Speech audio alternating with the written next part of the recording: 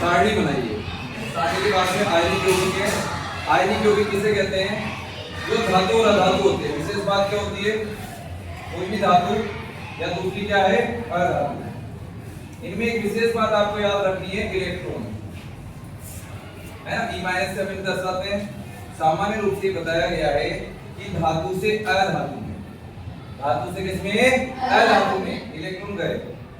तो धातु से अधातु में इलेक्ट्रॉन स्थानांतरण के परिणाम स्वरूप जिन यौगिकों का निर्माण होता है उन्हें क्या कहते हैं? आयनिक यौगिक। इतनी सी परिभाषा आयनिक यौगिकों की है, जिन्हें विद्युत संयोजक यौगिक के नाम से भी हम जान सकते हैं। क्या होता है? धातु से अधातु में, धातु से किसमें? अधातु में इलेक्ट्रॉन स्थानांतरण के परिणाम स्वरूप बने यौगिक क्या कहलाते हैं? आयनिक यौगिक कहलाते हैं। इनमें हम देखेंगे विशेष रूप से, जैसे हम देखेंगे NaCl अणु का निर्माण। किसका निर्माण हमें देखना है? NaCl का।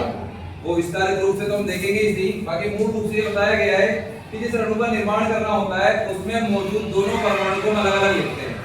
जैसे Na सोडियम और दूसरा कौन है? क्लोराइड। ठीक है। अब जो हमने सारणी बनाई वो काम आ रही है। इसमें जितने तत्व हमने इसमें इलेक्ट्रॉन वितरण दर्शाया वो हमें दर्शाना है। तो पहले कोष में सोडियम के कितने इलेक्ट्रॉन? 2। दूसरे में कितने? 8। तीसरे में कितना?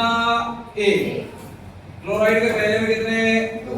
दूसरे में, तीसरे में। अब बेटा अगर इसको अपना अष्टक पूरा करना है तो 1 इलेक्ट्रॉन का त्याग करना पड़ेगा, क्योंकि अन्य परमाणु 7 इलेक्ट्रॉन से नहीं देंगे, जबकि इसे 1 इलेक्ट्रॉन क्या करना है? ग्रहण करना है। पहले कोष के अलावा अगला कोई भी कोष हो उसमें अधिकतम 8 इलेक्ट्रॉन भरे जाते हैं। कितने? 8। केवल पहले में 2, क्योंकि जो ये KLMN है ना, और मूल रूप से सूत्र आपके काम आता है 2n²। कौन सा सूत्र काम आता है? इलेक्ट्रॉन वितरण को दर्शाने के लिए सूत्र काम आता है। 2 तो गणित की संख्या है ही सही। n का मतलब होता है कक्षक की संख्या। वो कक्षक 1 हो सकते हैं, 2 हो सकते हैं, 3 हो सकते हैं, 4। या उन्हें किस नाम से जाना जा सकता है? KLMN के नाम से। ये तो हमने पढ़ा है ना। तो यहाँ अब वो जो कक्षक है वो अपन ने इस प्रकार से नाभिक बनाया था। 1 कक्षा, 2 कक्षा, बोहर का परमाणु सिद्धांत पढ़ा था गत वर्ष। वो ये काम है। तो पहले हम अधिकतम कितने भरेंगे? 2। उसका कारण है 1 ये पहला गोला है, इसका मतलब 1 है। तो 2 × 1 का क्या करेंगे? स्क्वायर। इसका मतलब कितने हो गए? 2 को 1 से गुणा करेंगे 2।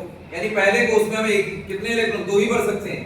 जबकि यदि हम दूसरे कोष की बात करेंगे तो 2 2 दूनी 4, तो कितने